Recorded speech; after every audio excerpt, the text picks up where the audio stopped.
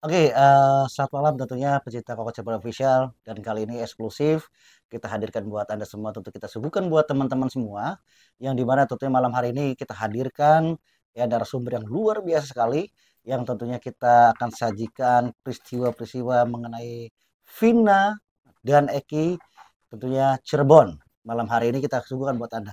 Baik, kali ini kita kehadiran narasumber yang luar biasa sekali. Ada biasa terkenal di mana-mana di media-media dengan nama Feriha. Selamat malam, Bang Ferry. Selamat malam kok. Baik, Bang Ferry. Ini banyak jadi pertanyaan publik. Alasan Bang Ferry turun di kasus Vina Cirebon ini seperti apa, Bang Ferry? Atas motivasi apa gitu? Awalnya yang seperti udah saya jelasin, saya tuh kayak netizen yang lain. Ah, 2016 itu mempercayai kalau semua terpidana ini pelaku. mhm, Tapi setelah si AF itu berstatement di TV One apa iNews kalau nggak salah, mhm, itu dia memberi keterangan dan saya baca lebih detailnya lagi. Saya lihat channelnya Bapak Haji Dede Mulyadi. mhm, Di situ kan durasinya panjang, kalau di mhm, berita mah kan sepotong tuh. mhm. Saya putar lagi, ternyata itu tidak benar semua. Nah, sesudah itu saya coba gambarin ke TKP. Saya ngukur jarak pandang, saya ukur eh, apa pelemparan batu, pengejaran, sampai-sampai warung yang dimaksud AF itu tidak ada. Berarti Gitu. konfirmasi dari AF itu bercerita di salah satu media, Mm-mm. sehingga Bang Ferry melihat. Langsung investigasi sendiri tuh. Oh, pada saat itu? Iya, setelah saya Oh, nonton berita, saya langsung investigasi oh, sendiri. oh, oh. Sendirian, gak ada yang tahu, sendirian. Belum ketemu bapak itu. Sesudah ketemu bapak, lebih yakin lagi kalau si Aib ini berbohong. Tapi dengar-dengar bahwa Bang Ferry itu pengen sekali pengen mengucapkan apa yang penemuan-penemuan Bang Ferry itu melewat Bapak susah untuk ditemuin. Gimana cerita itu, Bang? Oh bukan, jadi awalnya banyak YouTuber yang datang ke TKP. Oh, YouTuber, stasiun TV. Saya ngajak sama yang namanya Mas Darmanto. mhm, Pada saat itu saya ajak untuk speak up. Kata Mas Atonya, orang pribumi situ. Kata Mas oh, Ato, jangan, gak berani. Karena berurusan dengan siapa. mhm, Itu mhm. warga pribumi situ dan masih ada hubungan keluarga sama terpidana. Nah, pada saat Mas Ato itu bicara begitu dengan adanya jangan ini Hmm, bahaya dan hmm. sebagainya. Menurut Bang Ferry ini di hati Bang Ferry itu kenapa tuh? Mundur, Mundur. mundur, Oh, mundur. Saya mundur, enggak. Karena nggak dilanjutin berarti. enggak. Padahal YouTuber itu ada di depan. YouTuber ada di depan, itu buruan, buruan. Saya bilang Berharap tuh. Bang Ferry itu speak up di YouTuber Iya, itu. di YouTuber itu. Oh, Tapi gitu. kata kata Mas Sato itu jangan, jangan, jangan meyakinkan saya agar keselamatan gitu tuh. Ya jadi Saya pertanyaan, pen, terus? saya urungkan, saya Oh, urungkan. Entah gimana, mungkin Allah udah kasih jalan ya. Malamnya saya lihat diputer lagi itu videonya si Aep di revisi channel. terus, Iya, direvisi terus tuh. saya gambar itu tuh, wah Oh, ini bener-bener, ini gak bener ini. Saya yakin ini fitnah ke 8 terpidana. yang dimaksud dengan fitnah itu apa, Bang Ferry? Ya semuanya kesaksian si Aep itu nggak Apa? bener. Apa aja yang menurut Bang Ferry itu Warung nggak ada, warung nggak ada? warung, pelemparan batu, jarak pandang. Kan Heeh. saya investigasi. Warung nggak ada, maksudnya gimana nih, Bang? Aep bilang beli warung berjarak 50 Beli meter. rokok di warung, Beli bukan beli rokok, warung kan? iya, Oke. beli rokok di warung. Warungnya warung mana? Nggak ada Mungkin warung. di samping Nggak ada, barangkali. udah nggak ada, udah diperiksa, udah nggak ada di situ. Saya kan, Bahkan sudah ditanyain semua, Bang. iya, yang ada Alfa. Kalau dia belinya Oh, di minimarket, nah saya nggak akan komentar, udah selesai itu. nggak ada Nggak masalah ya. ada. Dia ngomongnya warung. Terus dengan masalah batu itu gimana, Bang? Kalau batu, tempat TKP anak-anak nongkrong di depan SMP Negeri 11 nggak ada Heeh. batu. Oh, berarti depan depan SMP 11 itu kan ada gang gitu ya. Iya, nggak ada batu. Dari dulu seperti itu. Dari dulu udah plesteran gitu. Mau nyari batu di mana? Gitu tuh. Makanya saya udah pelajari dulu sebelumnya pas Aep dengar Aep berstatement kayak gitu. Hmm. Lalu saya lagi nyari sarapan, belum mandi, belum makan sama anak Itu saya naik masih motor. masih inget gak hari apa itu, Bang Oh, Ferry? udah lupa, Udah lupa ya. udah lupa. Saya nyari sarapan, warungnya Mhm. tutup tuh karena kesiangan Tapi di area di itu. SMP 11. Oh iya. Nah, puter balik, kata anak saya, Heeh. papa, itu kan saya penggemar Kang Deddy Mulyadi Oh dulu, iya iya sudah iya iya. subscribe dari Iya dulu. iya iya. Puter balik, papa, itu ada Pak Deddy Mulyadi Mhm. katanya. Anak saya kan sering lihat. pakai topi putih, ya biasa putih-putih Bapak. Iya. Saya langsung putar balik, nggak izin lagi sama Mas Ato. Oh. Mas Ato bilang begini, kalau kamu Fer ngomong sama YouTuber mah pulang sudah. Ya. Dia konten selesai. Nah, untuk keselamatan kamunya berani ngejamin nggak dia? Oh iya betul. Itu saya ketemu Bapak, nah saya langsung. Itu berarti tidak disengaja nih Bang Fer? Nggak disengaja. Tapi informasi malah dari anak berarti?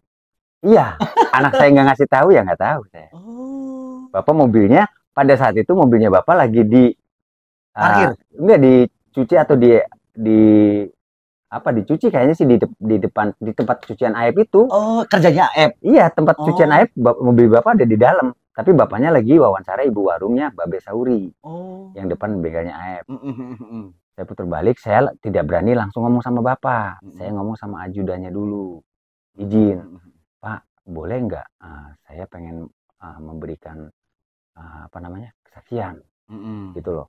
Langsung kata ajudan Bapak, makanya di videonya ada tangan saya itu didorong, tangan sebelah kiri didorong kayak gini, silahkan. Pas Bapak menyeberang, langsung saya ngomong sambil pakai helm. Oh iya, saya lihat tuh, lihat tuh. Pakai hoodie putih tuh. Terus kata Bapak, helmnya buka dong. Udah saya buka. Di situ kenapa saya bersemangat? Kalau burung mah gacor. Bersemangat karena sudah menggebu-gebu ini. Orang udah pengen ngomong, pengen ngomong sama YouTuber kagak boleh. Kenapa Bang Ferry memilih Kang Deddy Mulyadi? Apa alasan Bang Ferry ini? Enggak, memang kalau memang hari itu ada media iNews TV atau siapapun, iya saya bakal ngomong, udah nggak ketahan, udah pengen banget speak up ya. Speak up. Gitu. Kebetulan hari itu ada Pak Haji Deddy Mulyadi.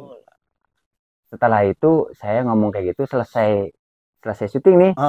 Diminta nomor saya sama kameramennya, Mas nomornya berapa Mas? Insya Allah besok bisa ketemu Aib. Nah tujuan saya di awal apa tadi?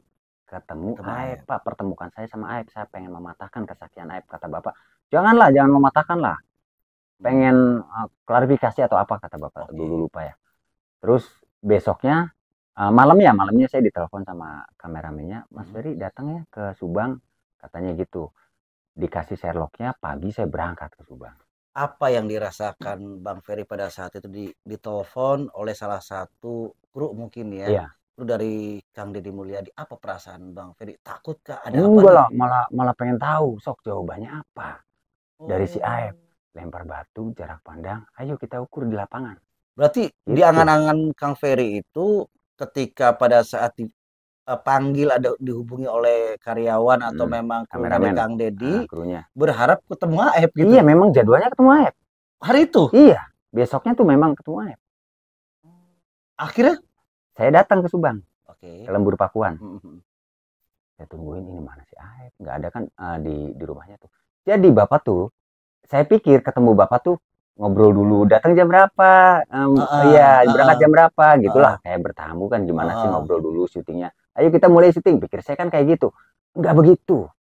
Ternyata nggak begitu. Aduh, orang baru masuk saya takjub dengan pemandangan rumahnya lagi mandang-mandang kayak gini. Bisa dilihat di video bahas CCTV sama DNA. Oh ya. Itu video kedua saya sama Bapak.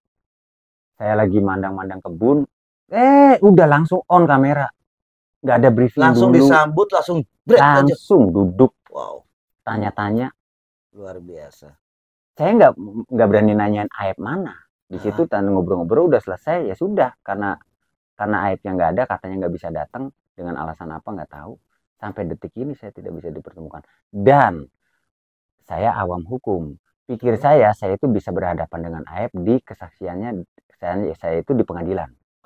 Tapi ternyata nggak bisa. Karena apa? 3 syarat. Ternyata setelah saya pelajari, saksi itu melihat, mendengar, mengalami. 3 syarat inilah yang menjadi trouble buat saya tidak bisa ke persidangan. Apa alasan 3 trouble ini? Trouble-nya apa aja? Saya tidak mengalami. Tidak mengalami. Saya tidak melihat kejadiannya malam itu. Saya tidak mendengar kejadian itu. Saya hanya main logika. Itu sama si Aib. Makanya saya ke para pengacara PH-nya terpidana juga, ke orang Pradi gitu tuh. Itu tidak bisa. Tidak bisa. Terus setelah terjadi seperti itu, apa yang Kang Ferry ini alami nih? Setelah kejadian itu, Bapak nanya ke saya, kamu tahu paham berarti dari situ? Insya Allah Pak paham. Cari narasumber. Itu awalnya. Dari awalnya begitu. Awalnya cari narasumber yang memang eh, bukan kaleng-kaleng gitu tuh. Yang memang dia ada di 3 syarat itu yang tadi, melihat, Melihat, mendengar, mengalami. mengalami. Nah, Oke. akhirnya saya cari tuh, Oh. enggak pada berani. Orang keluarga terpidananya juga enggak, udah mereka pada trauma, pada takut semuanya. Takut. Saya beri keyakinan satu persatu narasumber. Bahkan yang namanya Darmanto sekarang ikut saya terus, yang sering nyupirin itu. Oh iya, Iya, tahu kan? iya tahu, Nah, tahu. itulah Mas Darmanto. Yang jadi pertanyaannya, apa sih kesulitan Bang Ferry, atau saya panggil Kang aja kali ya, karena memang ada kedekatan dengan Kang Deddy, mungkin saya panggil Kang Ferry ya, lebih mungkin teman-teman pecinta Coca-Cola Official juga bisa manggilnya sekarang ini jadi tren masa gini 2024 Kang Ferry ya kan. Ya, gak apa-apa Kang ya. Iya. Jadi mungkin bajunya putih karena memang dia menjiwai. Baik, setelah apa sih kesulitannya ketika mendapatkan satu saksi, apa yang dirasakan Kang Ferry saat itu? Mereka semuanya tidak mau terlibat dalam masalah ini. Oh. Asal Koko tahu, dari 2016 keluarga terpidana itu dikucilkan sama warga setempat. Kok bisa?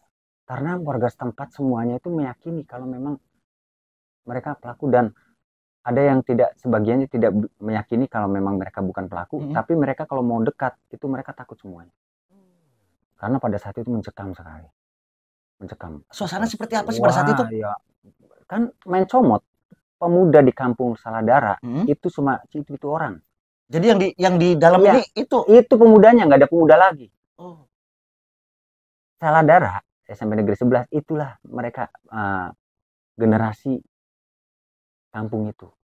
Kalau Kang Ferry dengan narapidana itu kenal nggak sih sebenarnya? Nggak kenal. Sopan orangnya. Nggak kenal? Nggak kenal. Bisa sopan, bisa tahu sopan? Ya kan kalau saya lewat mereka nongkrong. Mereka ada di pinggir jalan pada nongkrong. Jadi aktivitas Kang Ferry itu lewatnya dari situ semua? Ya iyalah. Aksesnya dari situ? Iya. Oh gitu. Gitu. Mereka sopan, nggak pernah rese gitu tuh. Terus Kang Ferry dapat kabar-kabar ditangkapnya seperti apa, tragedinya seperti apa, pernah dengar nggak?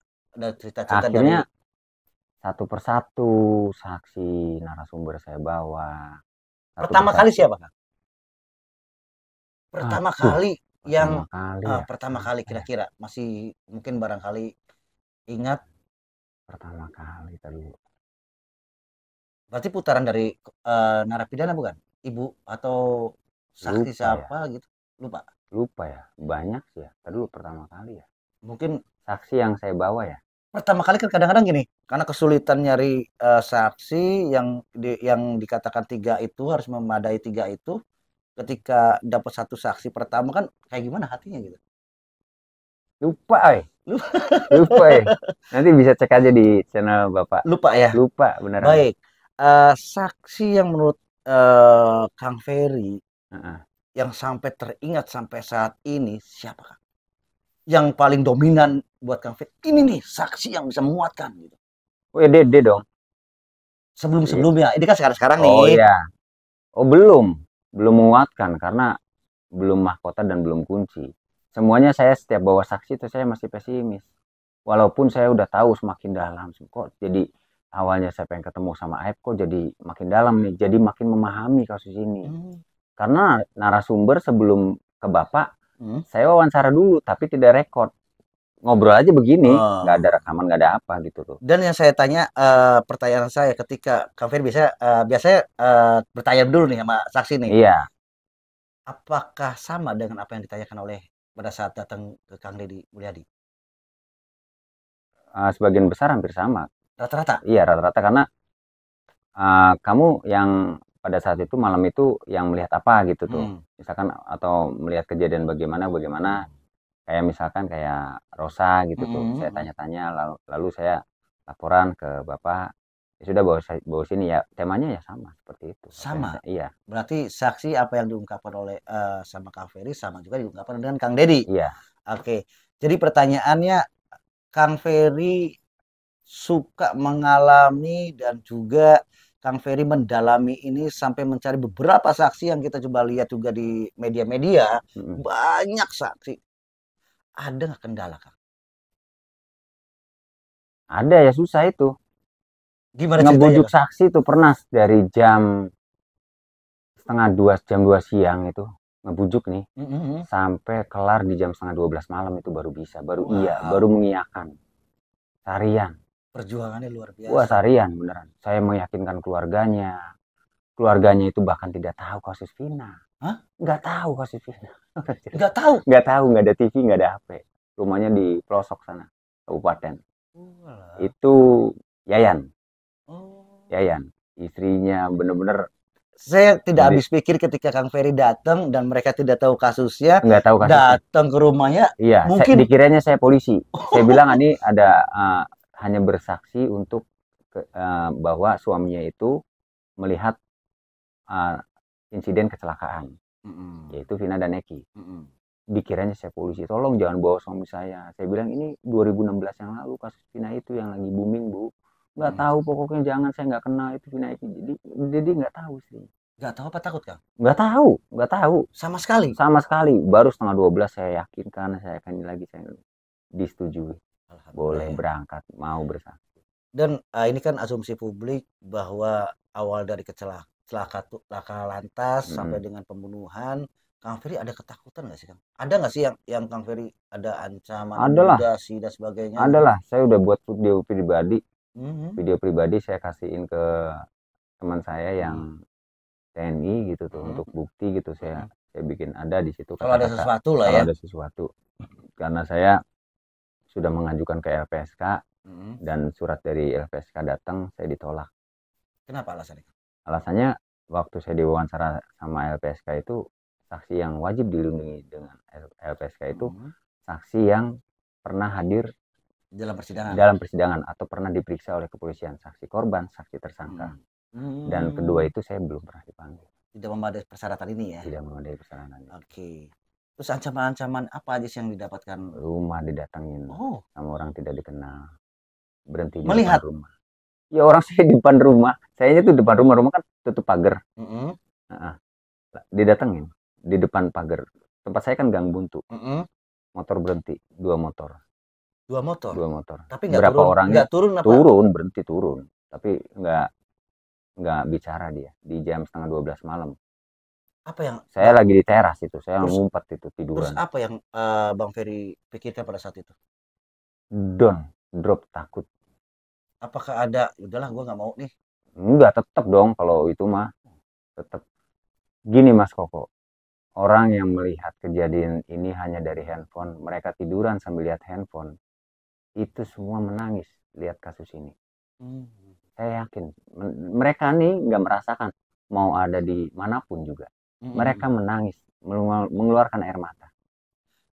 Dan saya dihadapkan dengan kenyataan depan mata. Sampai merinding. Ya, saya dihadapkan dengan kejadiannya yang memang depan mata saya, keluarganya menangis, kejadian yang sepertinya bagaimana gitu tuh. Ya air mata saya udah kering. Gitu tuh. Sering saya nangis. Sedihnya ya. Iya, 8 tahun. Orang tuanya meninggal, tidak bisa melihat. Hanya bisa melihat dari video call. Rumahnya dijual, batal nikah. Oh, berarti ada yang batal nikah? Ada yang batal nikah. Batal nikah 10 hari lagi mau nikah. Rumahnya mungkin dijual. Ada yang sekolah mungkin? Nggak ada? Nggak ada sih. Nggak ada. Gitu. Pekerjaannya kuli bangunan semuanya. Rata-rata semuanya. Terus memasuki materi ini, Kang Ferry, sekarang kan lagi booming nih antara pembunuhan atau laka lantas. Kalau untuk menurut Kang Ferry, peristiwa ini seperti apa? Nah, untuk pembunuhan dan untuk laka lantas, awalnya saya masih ngambang gitu tuh, masih 50-50 ini pembunuhan apa laka lantas gitu tuh. Saya juga tidak berani menyimpulkan. Itu tugas saya, bawa narasumber yang saya tahu, yang dekat-dekat saya tidak mau arah jauh-jauh atau nyontek-nyontek di VT-VT atau apa. Saya pengen dari diri saya sendiri. Betul. Nah, baru saya meyakini itu, boleh saya cerita yang tadi barusan tayang? Boleh. Nah, meyakini pada saat dari ini aja deh, Kak, dari saksi mahkota deh. Ini lebih menarik. Oh iya. Dari saksi mahkota baru naik. Oke. Pada saat itu di rumah itu tuh lagi di rumah, lagi santai. Terus ada DM tuh. Ada DM? Iya, saya kan coba untuk balas DM sebisa saya, karena kan banyak tuh kok yang DM. Tapi hampir 70% itu ngirim VT Hmm. gitu tuh. Jadi pada saat itu pinter nih kakaknya Dede nih, Kang Ferry penting. Selesai gitu doang. Baik, stop dulu ya, teman-teman. Sebelum kita lanjutkan ya perbincangan kita berdua dengan Kang Ferry, tentunya kita semua ini ya disupport oleh salah satu produk ya. Ini produknya keren loh, Kang Ferry. Oh iya ini. Tulisannya, tulisannya keren kan? Ini apa sih Dulur tulisannya? Kang Dedi Mulyadi. Wow. Dulur Kang Deddy Mulyadi. Tapi tuh belakangnya bagus juga. Itu belakangnya tuh ada gambarnya teman-teman. Ada gambar Kang Deddy Mulyadi dan siapa ini kira-kira Kang Ferry gambarnya Apanya? nih. Ada Coba Koko lihat. Kang Deddy Mulyadi dan 6 ya terpidana ya. Ya, 6, 7 7 ya, 7 7 terpidana. terpidana. Dan saya juga nggak ada kerennya tuh, Bang. Ini menanti keadilan Menanti keadilan. di bumi pertiwi. Nah, ini salah satu produk Belakangnya teman-teman. coba lihat. Oh, belakangnya oke dong, ya kan? Belakangnya oke juga ya kan? Ya kan? Oke nggak? Oke, Oke kan? oke. Makanya gue percaya diri ketika saya memakai baju ini, Kang Ferry. Terus gimana kok? Ya, ini salah satu produk yang dimana tentunya ini salah satu sponsor kita yang disupport tentunya oleh production. Produknya dari apa nih, Kang Ferry? Apa sih? Ini namanya apa ya? Produknya ya? Apa mas ini mas? Produknya mas? Kecil tulisannya. Produknya keren lah teman-teman. Ini terus juga bahannya bagus. Stolen bird. Stolen bird. Jadi Ya. kalau teman-teman pengen dapetin bajunya kayak kita nih, Kang Ferry, ini gimana caranya untuk mendapati baju kayak kita nih, Kang Ferry?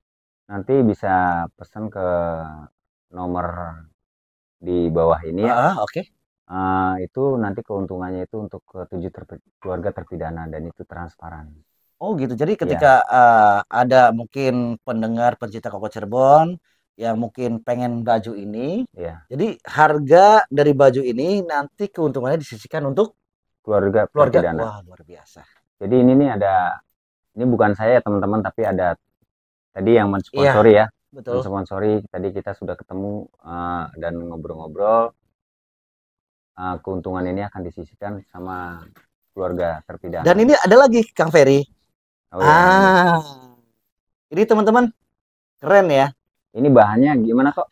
Ini bahannya combat ya.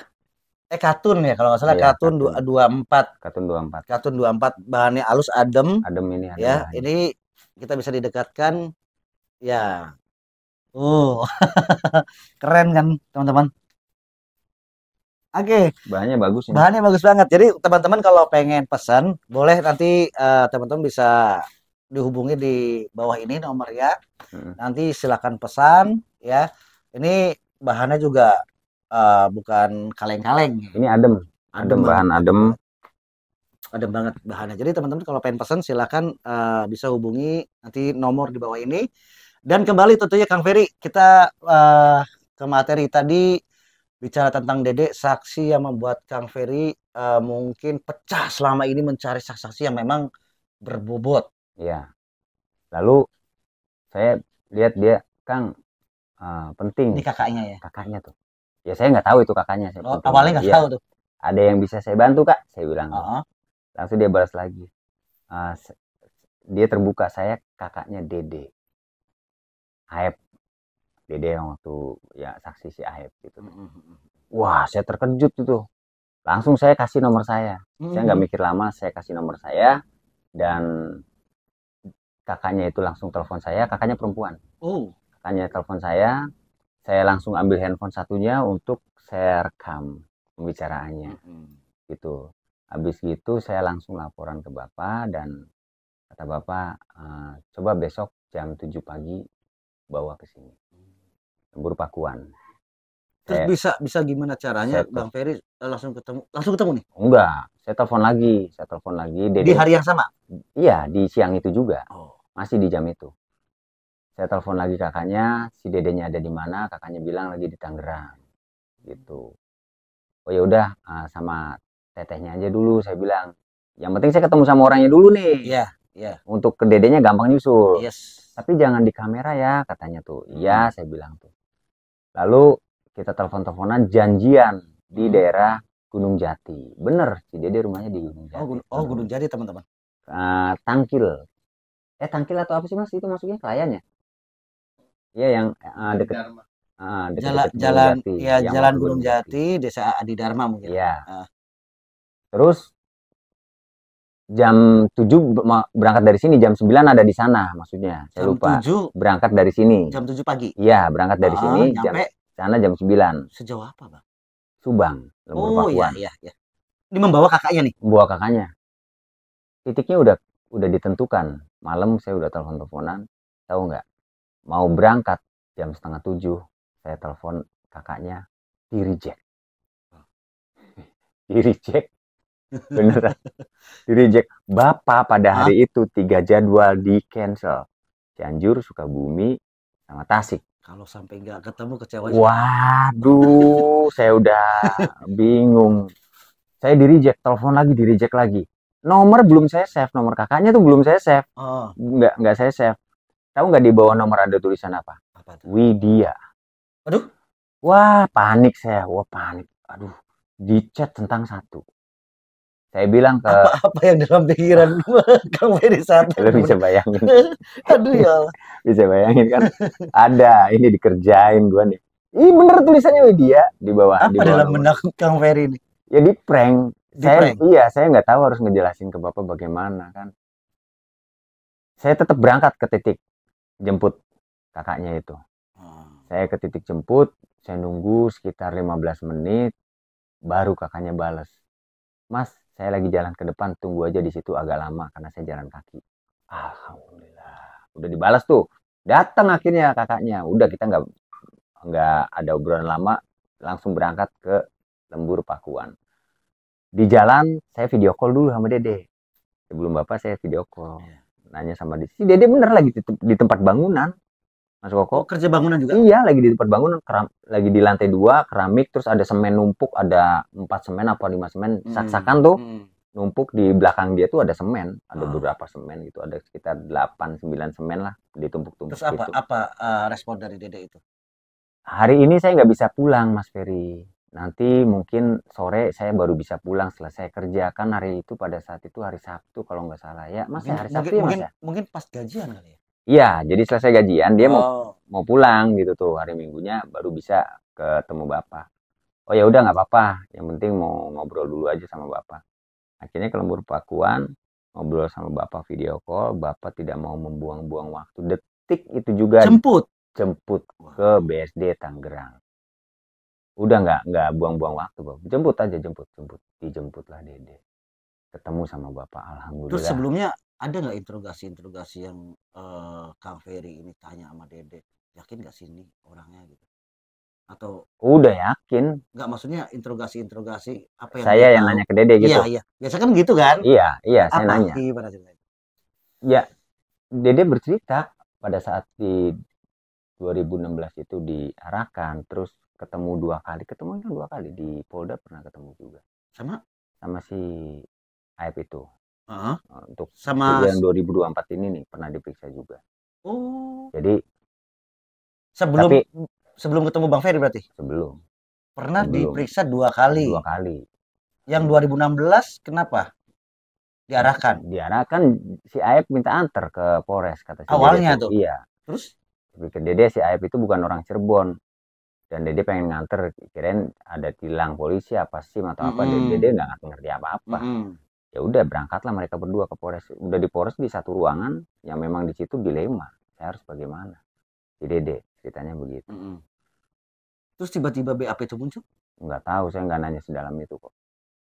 Artinya yang saya tahu seperti itu. Lalu Dede dijemput dan berapa hari kemudian langsung ke Pradi kita buat konferensi pers itu. Bersama Dede ke Pradi. Habis itu ada saksi lagi untuk, kan Pak RT pernah bilang tuh, Pak RT Pasren 17 Agustusan itu tidak ada apa yang si Reja itu yang sudah tayang di KDM channel itu bisa didengar itu. Jadi apa yang dijelaskan sama saksi RT Pasren yaitu kita hadirkan juga, kita cari juga orang. Misalkan nggak ada nih orang ini nih, ya kita cari orangnya. Oh, jadi saksi yang pernah dihadirkan untuk Maksudnya statement. statement untuk Pak RT Pasren, Iya, misalkan untuk menguatkan RT Pasren mungkin? bukan, pada saat 17 Agustusan itu kan tidak ada pemuda-pemuda yang minta-minta atau gimana gitu tuh. Nah, kita hadirkan ketua pemudanya. Gitu, biar bisa dijelaskan, bener nggak sih, sama nggak sih, gitu. Oh, jadi statement dari Pak Iya, RT Pasren ini iya. sesuai nggak sih dengan Sesuai nggak keadaan sih? yang Iya, sebenarnya? kita tanya lagi. Oh, gitu. Terus apa yang terjadi, Bang? Ini Kang Ferry. Kalau untuk Mas Reja saya nggak dengar banget gitu tuh, karena pada saat itu saya sama Mas Ato lagi ada di Mabes Polri. Terus dengar-dengar Yang bahwa jemput ini krunya. untuk Pak RT Pasren ini dengar-dengar bahwa ada statement yang bicara bahwa anak-anak pada saat itu tidak menginap di rumahnya. Menurut Bang Ferry gimana? Kalau nggak nginep di rumahnya, tidak mungkin ya, karena saya kan nanya-nanya juga ke tetangganya. Ke situ memang ada nginep di situ. Kan saksi-saksinya sudah ada yang pernah datang, siapa namanya ya. Mungkin yang lebih menguatkan kalau memang terpidana ini tidak menginap, kenapa anaknya dijemput? Terbawa. Iya, Bener nggak? bener. Mungkin statement itu yang bisa menguatkan kan? Itu. Makanya kan yang apes tuh si Aldi sama si Saka. Apes dia hari itu. Kok Kalau bisa dia apes? nggak, ya kalau nggak nganter motor ya udah lolos Oh, dia. berarti Aldi sama si Saka itu berboncengan. Berboncengan kan lagi nganter motor. Oh. Gitu loh. Kalau nggak nganter motor di jam itu udah lolos dia. Berarti nggak tahu apa-apa. Ya nggak tahu apa, semuanya tuh nggak tahu apa-apa kok. Oh. Jangan dia doang, semuanya. Bahkan Rivaldi juga, karena sudah terbongkar kan saya ke Kudus. Mau cerita nggak nih ke Kudus nih? Tadi kan sudah menceritakan soal si Dede nih kan. Iya. Setelah Dede bercerita semua, karena saya tahu banget nih ketika Bang Ferry itu menemukan saksi itu nggak kaleng-kaleng, karena Bang Ferry itu uji dulu nih. Uji dulu. Betul nggak? Betul. Nah, sekarang saya pengen tahu nih dengan Oh, ada yang nggak lulus uji. Oh, ada juga. Ada yang nggak lulus uji, ada teman-teman. Backlist. Backlist. Iya, karena ngawur. Ngawur. Tapi bagi teman-teman sebagian meyakini kalau keterangan orang ini benar. Enggak, itu sebenarnya orangnya kocak, orangnya. Agak kocak ya. Ya, orangnya lucu. Ya, dia mengetahui apa yang dia lihat benar. Dia tuh benar cerita peristiwanya tuh benar. Peristiwanya benar. Peristiwanya benar tapi beda tempat, beda waktu, beda apa. Cuma dia meyakinkan waktunya di situ. Peristiwanya benar apa yang dia lihat, makanya dia natural tuh ceritanya. Betul. Siapakah itu? Rana Piying. Oh, Rana Piying. Rana Piying itu apa yang diucapkannya itu benar. Tapi bukan waktunya, dan beda hari berarti. Dari dan di bawah jembatan itu tidak pernah ada mayat. Tidak pernah ditemukan mayat. Kalau pernah ditemukan mayat, mangga buka Google. Pernah nggak ada berita 2016 itu, teknologi berita ya kan, di media sosial itu udah kenceng. Jadi kalau memang ada mayat 2016 di bawah jembatan, coba mangga dicek, nggak pernah ada. Oh gitu. Gitu. Terus untuk kesaksian yang sekarang ini kita melihat tayangan dari media, mungkin teman-teman juga pecinta Kawah Cirebon juga tahu siapa media yang selalu memberikan sajian-sajian yang update dan yang pasti dengan saksi-saksi yang digelar segitu banyaknya. Nah, saat ini hampir membuka semuanya. Siapa Bang Ferry? Dia Bapak Adi.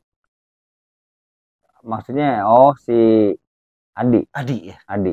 Kesaksian yang menggelar semuanya. Oh iya. Hampir terang benderang. Benderang. Adi sama Ismail. Hadi sama Ismail. Untuk Hadi seperti apa?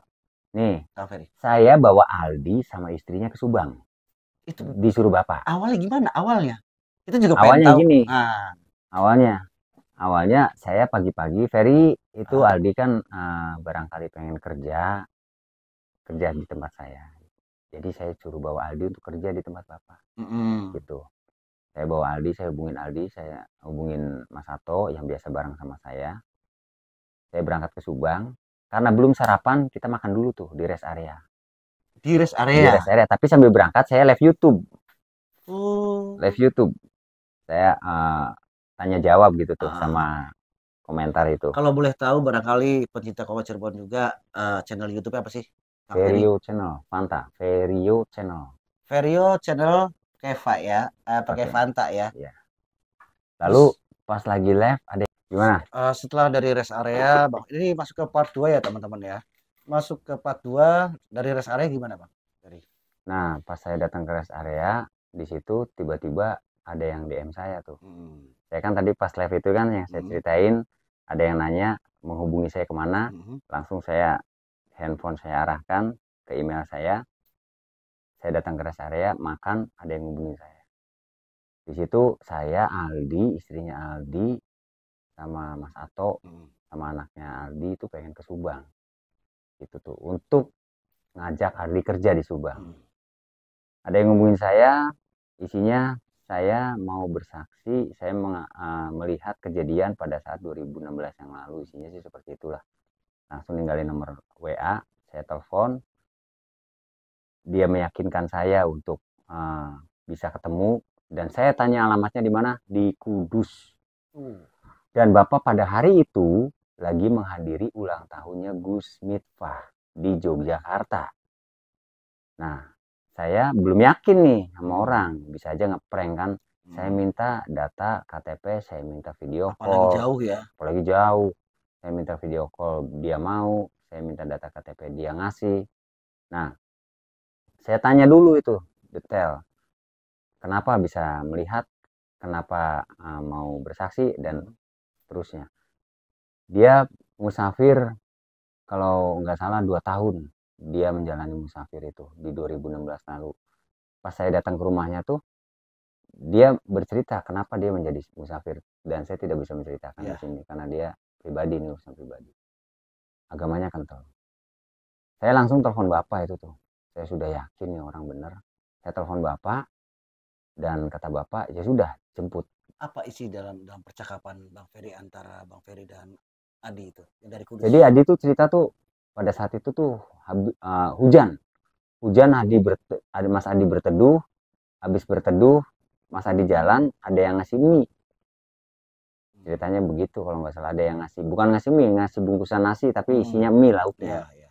Ngasih bungkusan nasi, si Adi terima, pos pakai sarung, orang musafir, masih dalam keadaan gerimis, berjalan ke mau Cirebon, mau ke Raja Galuh, lewatin flyover.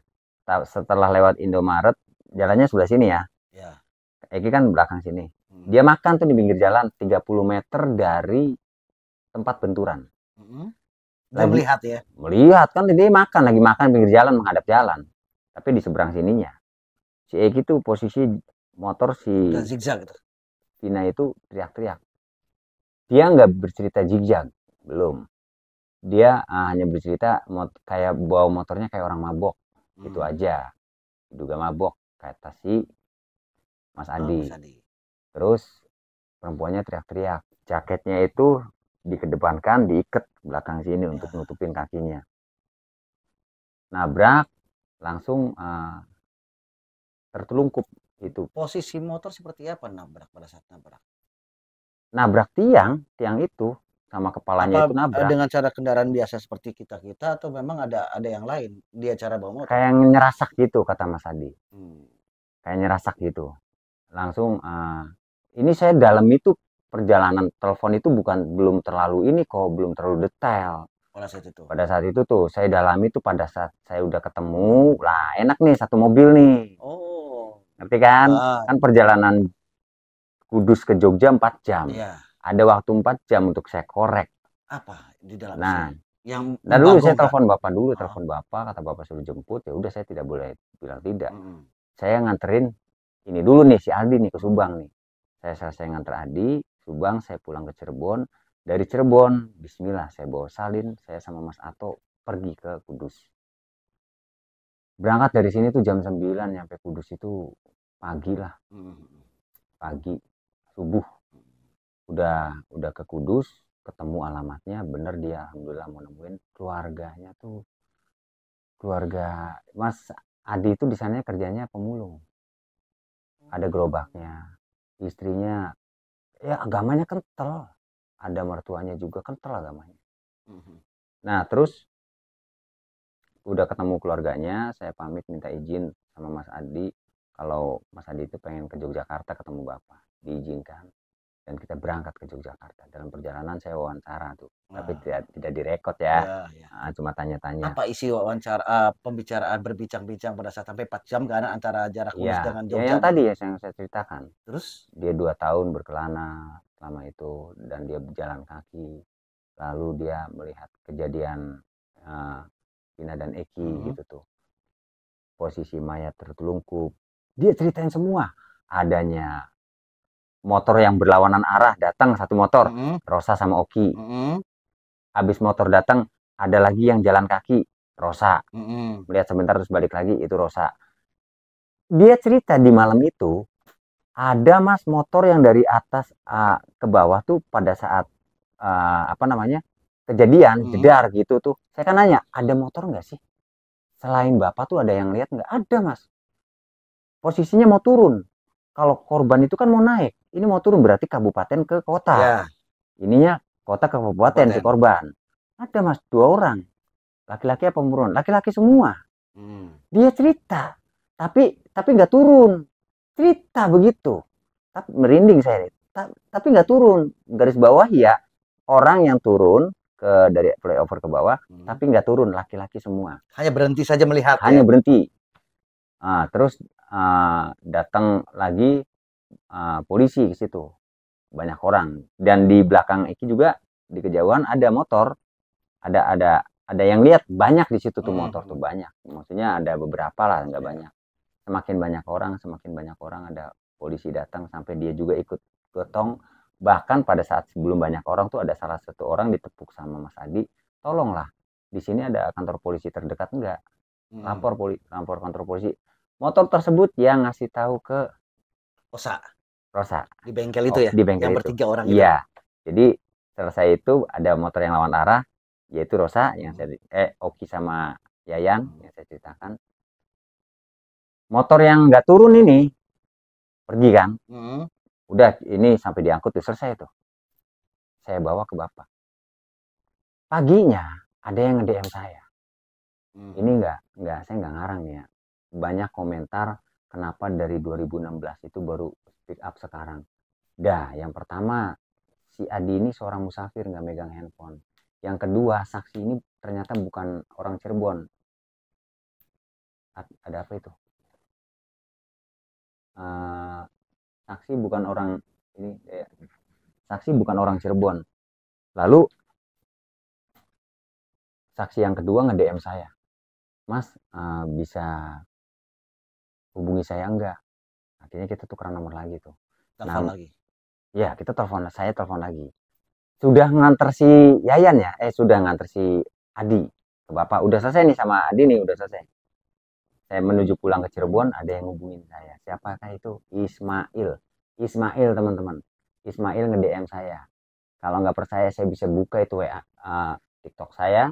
Di situ ada semua bukti-buktinya. Saya bisa buka email saya, di situ juga ada buktinya. Saya nggak akan hapus. Buktinya ada di situ semua. Ismail ngubungin saya dan saya akhirnya video call sama Ismail. Saya minta data juga sama Ismail, KTP Ismail tanpa ragu langsung ngirimin ke saya. Tapi Ismail minta perlindungan. Pada saat itu Ismail mau menghadiri tunangan anaknya. Saat itu 2016. Oh, datang ke Cirebon itu. Datang ke Cirebon. Dia aslinya sih orang Cirebon tapi lama tinggal di sana di Bekasi. Terus Ismail pengen nyari hotel tapi nyasar jalannya ternyata bukan dari Pleret tapi dari ini sumber. Naik mau ke kota terus turun. Eki kan ke sini. Ya. Dari kejauhan si Ismail ini melihat si Eki zigzag dari The Garden itu. Udah zigzag, dia naik motor tuh nging kayak atraksi gitu loh. Sama si korbannya Vina ini. Langsung sebelum bentur itu freestyle standing. Oleng nabrak tuh kenceng. Sempet dikatain yang berhenti itu. Yang berhenti itu, dia berhenti ukur katanya gitu. Karena kesel kan, udah ngebut dari jauh, pikirnya kan nggak apa-apa gitu tuh. Dan dia tidak turun.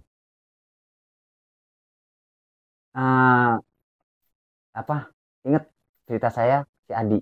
ada orang jalan dari atas ke bawah dan dia tidak turun, orang dua lelaki, yaitulah dia. Ismail dan anaknya. Dan Ismail itu cerita ke saya, itu bukan ketemu sama si Adi, bukan. Ismail masih lewat telepon cerita ke saya. Lewat telepon cerita ke saya seperti itu. Saya bengong aja di mobil tuh, perjalanan ke Cirebon. Kayak percaya nggak percaya. Sama. Jadi ceritanya si Adi, ada orang berhenti, tapi tidak turun, dua lelaki di pas kejadian benturan itu, yaitulah Ismail. Jadi teman-teman jangan mengira kok jadi banyak saksi bayaran kok menemuinya Pak Dedi, bukan. DM ke saya laporan ke Bapak, gitu tuh. Alhamdulillah. Nanti Kang Ferry bisa nggak sih saat menemukannya apa namanya itu kita minta di screenshot untuk membuktikan, nanti kita pasang ke YouTube. Untuk ini ya DM-nya. Iya. Bisa nggak apa-apa ya? Bisa nggak apa-apa. Di screenshot kirim, di start barnya itu nanti kita muncul ini loh buktinya. Oh iya. Ini loh emailnya, chat email. Emailnya. Gitu, jadi tapi biar nanti ada nomor si Adi, jangan. Oh iya di blank. Ntar gue kirim ke lu nya juga udah di blur aja deh. Siap. Gitu. Oke. Nanti saya kasih ke Koko biar lebih jelas. Itu teman-teman.